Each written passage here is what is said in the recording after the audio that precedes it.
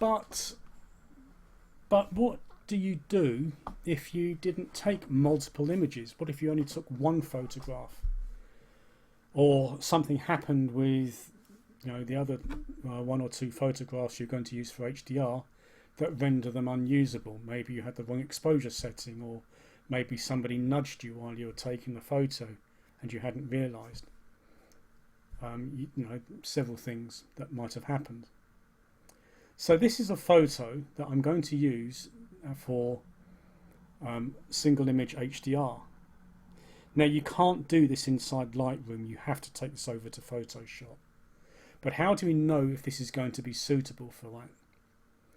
Well, first of all, if we look at the sky, we can see the sky is blown out. But if I pull my exposure slider down, it doesn't go grey. There is definitely colour there. If we take it all the way up to the right, we can see in here that I've only got one area, which is down here by the crack, which has gone black. And you know what? I'm happy and comfortable with that bit because it's only one small area and it is a shadow area anyway. So this says to me that I could use this image for single image HDR. So how do we do it? Well, let's reset the exposure.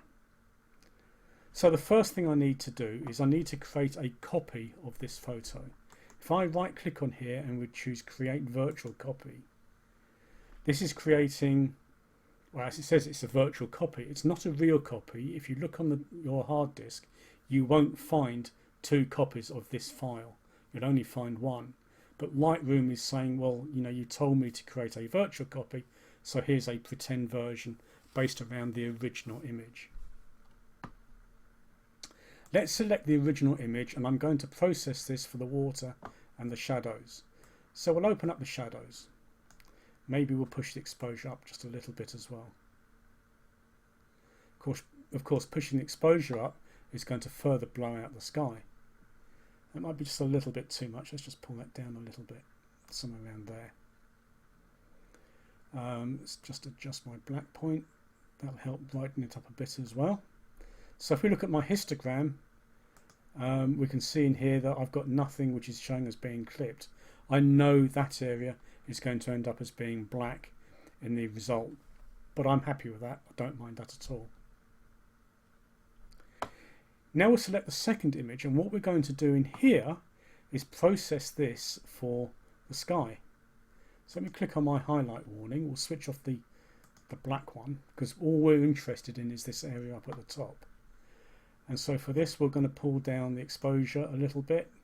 We'll pull down highlights a little bit. And we'll maybe even pull down the whites a bit as well. And that's all I'm going to do on this photo. I'm only interested in the sky. I don't care about the rest of it. Then we select those two images and we'll choose edit open as layers in Photoshop.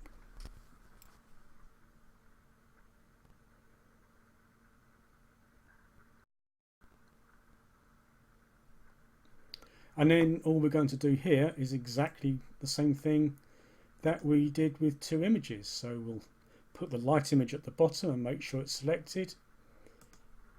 We'll create the masks.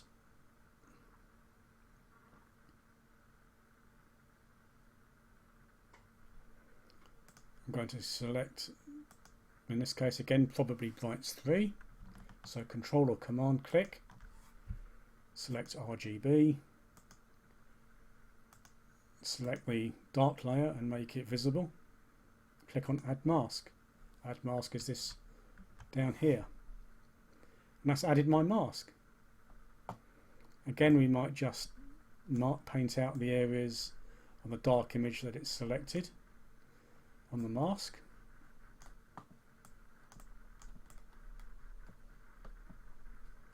And there you go. That's HDR from a single image. But note, it only works if all of the detail has been captured. This means if you're shooting JPEG, this is unlikely to work. This is a method that really is going to apply if you're shooting RAW, because if you're shooting JPEG and you've and the Lightroom or Photoshop or whatever is showing on the histogram that you've got areas that are clipped, that's it, you've lost them. You can't get them back by doing this technique.